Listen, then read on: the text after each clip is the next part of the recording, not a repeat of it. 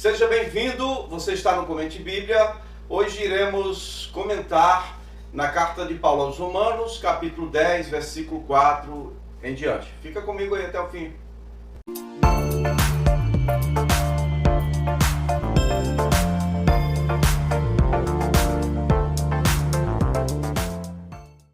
Pois bem, no versículo 4 de Romanos 10 está escrito: porque o fim da lei é Cristo para justificação de todo o que crê. Já tirou aqui a ideia de uma salvação coletiva, como era na primeira aliança, ok? É pessoal. O fim aqui é a finalidade. No grego é telos.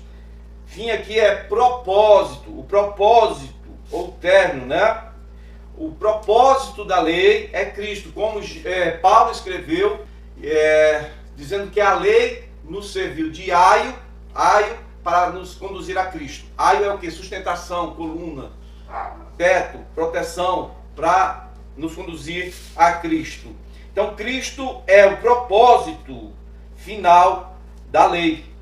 A lei serviu para apontar a necessidade de um Salvador perfeito.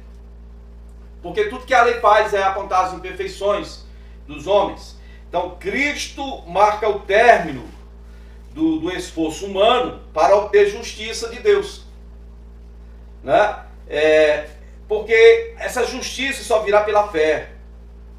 E essa justiça vem pela fé para aquele que crê em Cristo.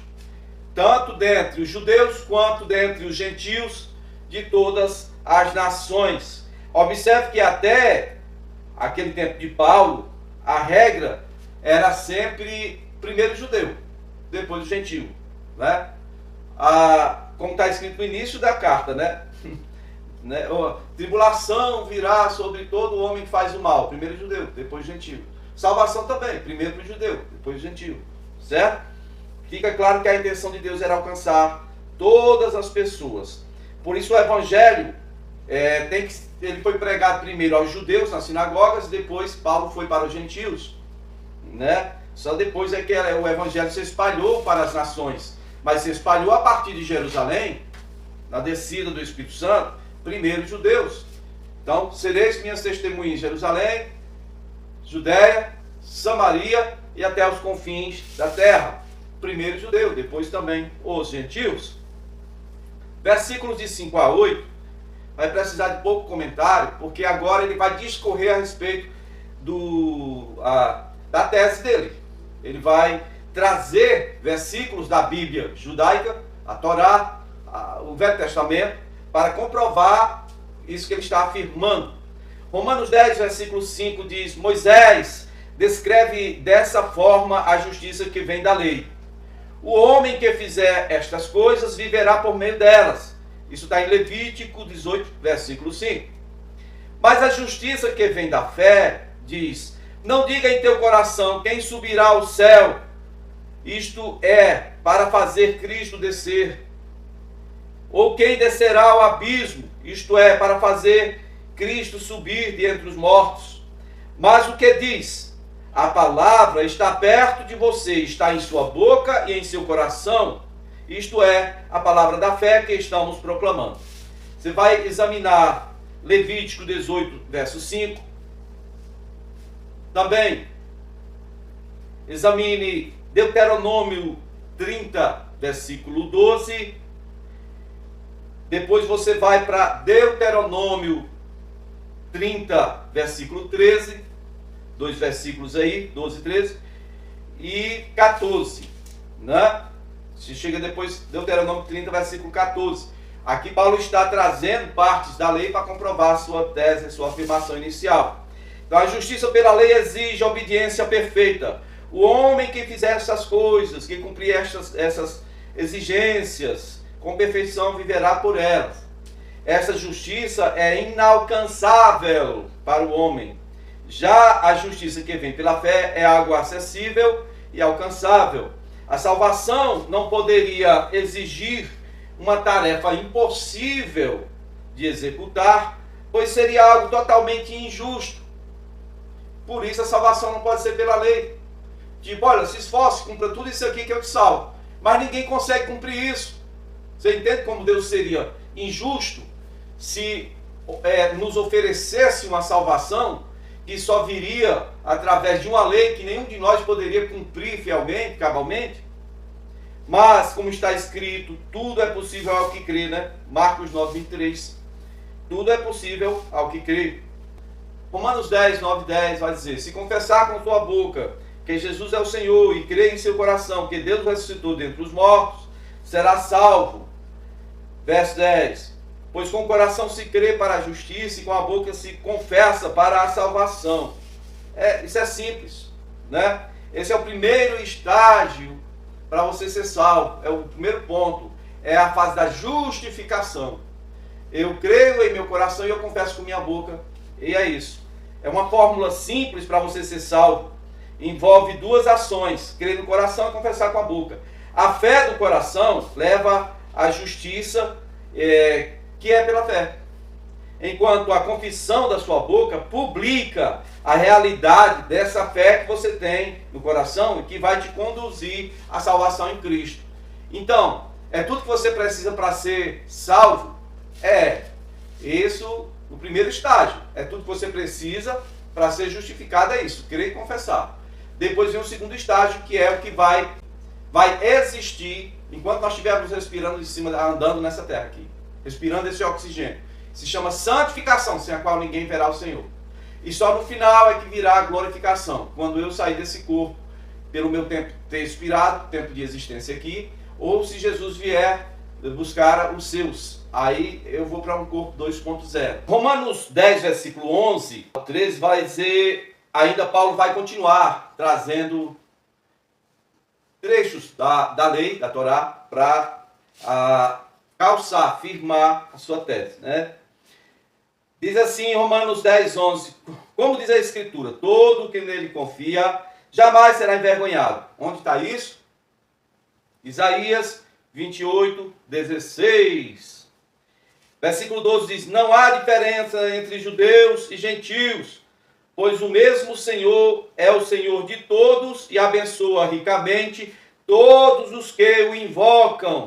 Joel 2:32. Versículo 13 diz, porque todo aquele que invocar o nome do Senhor será salvo. A promessa da salvação é universal. A justiça de Deus é para todos, sem distinção étnica. O Senhor, que é rico em misericórdia, para com todos quantos o invocam, né? Todos os que o invocam. Romanos 10, 14 e 15 vai dizer, como, pois, invocarão aquele em quem não creram? E como crerão naquele de quem nada ouviram falar? E como ouvirão se não houver quem pregue? Como pregarão se não forem enviados? Olha quantos questionamentos aqui, né? Aí ele vem e acrescenta. Como está escrito? Isaías 52, versículo 7. Como são belos os pés dos que anunciam boas novas, né? Proclamam a paz, que trazem boas notícias, que proclamam salvação, livramento, que dizem a Sião, seu Deus reina, como está escrito em Isaías 52, 7. Esse versículo fala sobre os arautos, aqueles que anunciam o tempo da libertação, né? Trazem boas notícias, os que estavam no cativeiro, tanto no Egito quanto na Assíria, ou cativeiro babilônico. Se tem algo difícil, medir, declarar, no caso, como está aqui, a beleza dos pés dos arautos. São os pés mais calejados. Os arautos, eles tinham que andar, se desse muita sorte, a cavalo, mas a maior parte deles andava a pé mesmo. Os pés calejados, não tinham calçados fechados e que protegessem os pés como nós temos hoje, não. O negócio era meio rústico, era meio difícil. Então, um pé, qual é a beleza que você vê no pé? Nenhuma. Até o pavão, que é uma ave linda, olha para o pé do pavão, qual é a beleza que tu vê no pé desse? É muito feio. Então aqui isso não é literal, é uma figura. É algo que quem está na escravidão, quem está no exílio, anseia por ver a chegada daqueles que vêm trazendo boa notícia. Que boa notícia? Você está livre do cativeiro. Você está livre. E esses pés aqui são daqueles que vêm anunciar o livramento do cativeiro e do pecado. Os pés daqueles que pregam o evangelho entre todas as nações. Então o caso aqui fala dessa ansiedade de quem quer ser liberto.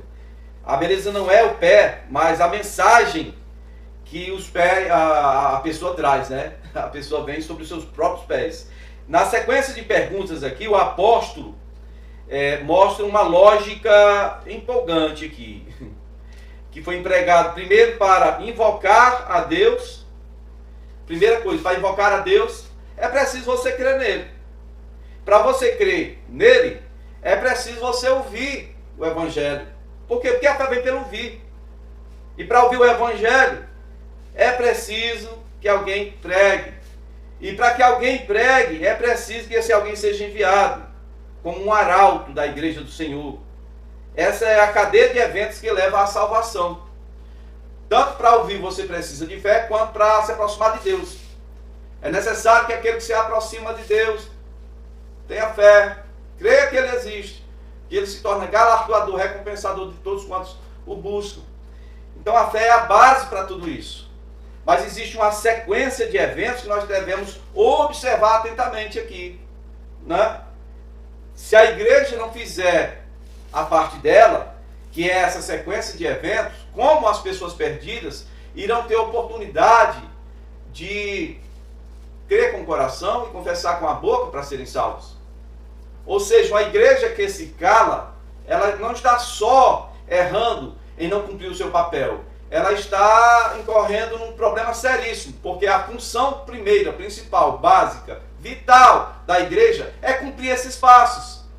Deixe-me lembrar que Jesus, antes de subir, ele disse: indo fazer discípulos de todas as nações. Eu só sou igreja quando tem 2 ou mais. Eu sozinho, Jesus não entra na história não. Quando eu tenho um discípulo, sim, eu sou igreja, porque Jesus está ali. Amém? Não é reunidos, como está no texto lá. É em unidade, unidade da fé, até que cheguemos à unidade da fé. Como? Faça discípulo. Ok? Romanos 10, 16 ao 18 vai dizer: no entanto, nem todos os israelitas acreditaram as boas novas.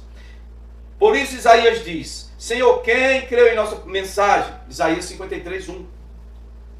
Consequentemente, a fé vem por ouvir a mensagem é ouvida mediante a palavra de Cristo. Mas eu pergunto, eles não a ouviram? Claro que sim. A sua voz ressoou por toda a terra, e as suas palavras até os confins do mundo. Então, versículos 16 ao 18. O fato de a maioria dos israelitas não crerem no Evangelho, não crerem no Cristo, não invalida a mensagem do Evangelho, no caso, e nem invalida a promessa de Deus. O ponto crucial é a fé. A fé vem pelo ouvir, o ouvir pela palavra. A audição aqui é o meio da graça.